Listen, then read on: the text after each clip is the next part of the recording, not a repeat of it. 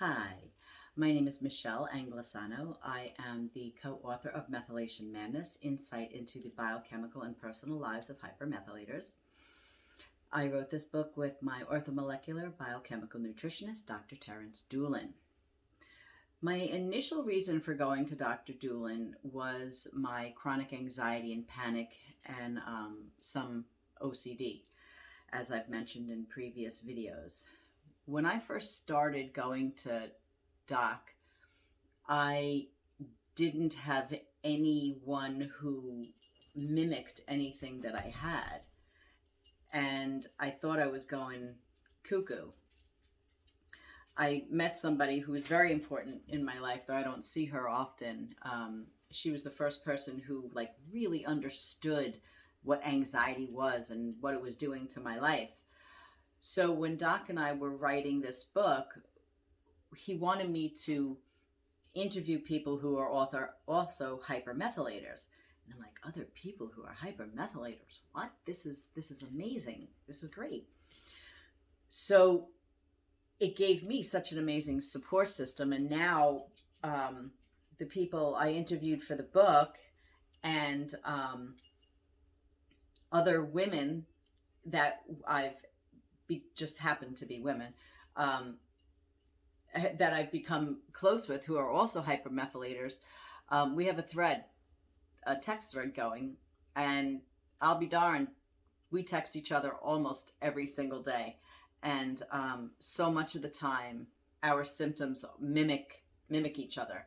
And the support system that I have of my quote unquote sulfur sisters, or joking around meth heads, is phenomenal. And that is what I want so much for those of you out there who really don't know what's happening with themselves. And Janet, one of the beauties that I interviewed and who is a dear friend of mine still, one of my sulfur sisters, I posted her video, and I thought that I'll read a couple of little excerpts from her story. Janet has Gilbert syndrome, and it's a hypermethylating issue, but it's very different from mine. I don't have what she has. I don't have Gilbert syndrome. So anywho, JB's battle, like mine, with anxiety went from her mid to late teens, but her anxiety was intermittent while mine was consistent. Yet the two of us both had our anxiety happen out of the clear blue. 1 minute JB was feeling okay, and the next she was in the midst of an anxiety attack. JB mentioned that she is at a steady level of anxiety, even without the anxiety attack. So you can always, that's how we feel. Not so much me right now anymore, but there was always this continuous stress, even when I wasn't having the anxiety, just like Janet. It's just this constant dread or constant anxiousness. JB described anxiety and methylation as being like something is being injected into your veins. It then runs through your veins like liquid fire. You feel it racing through your head, and then the need to start to talk to yourself comes. The rumination of, am I really upset, or is the adrenaline from my methylation? Or is it my methylation? They're nonstop words. Then a calm hits the system, and it's over as fast as it started. Along with this, I totally agree with her statement of, we work so hard to stay in that middle zone. During this adrenaline boost, the amount of energy which is released in the body is incredible. JB and I laughed because we both cater our lives to our chemistry. And I quote her. So yes, we're constantly catering our lives, to trying to keep right in that middle, which is where I am, where Janet is, where all the other people who are methylating, who know that that's what they're doing. It's just like this. I'm going to eat this, and I'm going to balance myself here, and I'm going to just keep right here. When I spoke with Dr. Dooling regarding the point in my conversation with JB, he said, you faulty methylations have different degrees of headache patterns. For the most part, your headaches always involve the face and the neck. This is due to the sympathetic nervous system and its control of the trapezius muscles, because I'm always like this if I get a headache. This large muscle, which runs from the back of the skull down to the middle of the back, is run off of noradrenaline and adrenaline.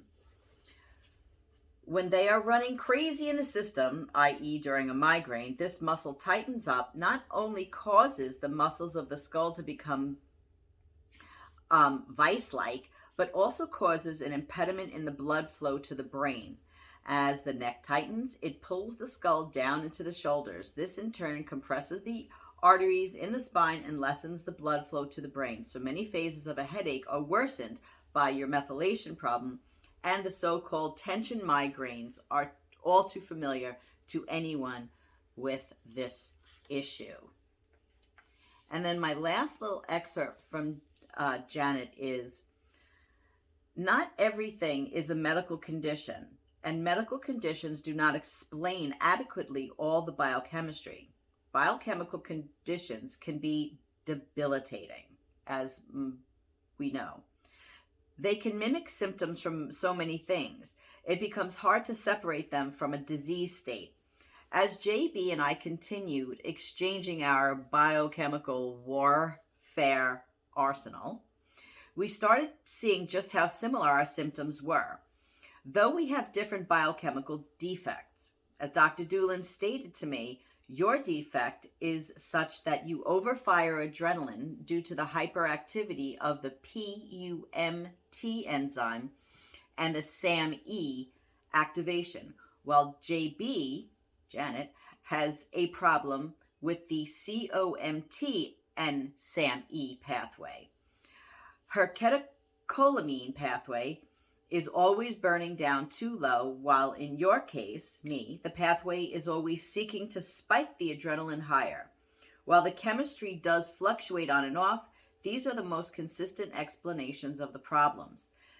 Janet breaks down her neurochemicals too fast, and yours spike too quickly into the pathway and goes straight down into adrenaline, but then the pathway burns out and has to refill at the top. Think of Janet's neurochemistry as very, very slow, very, very steady walk, and yours as more of a sprint. Both run out energy as time goes, but yours does so 100 yards down the track. Hers is more like the one step in front of the other.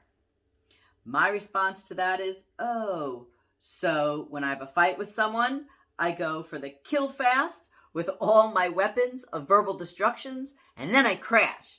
Yet Janet takes her time thinking, and then bam, she's ready and moving, and then all crashes.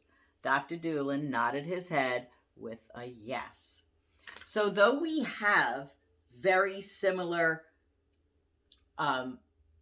genetic issues, and we're both hypermethylators, and we both had the same or similar types of symptoms, we're not the same at the same time.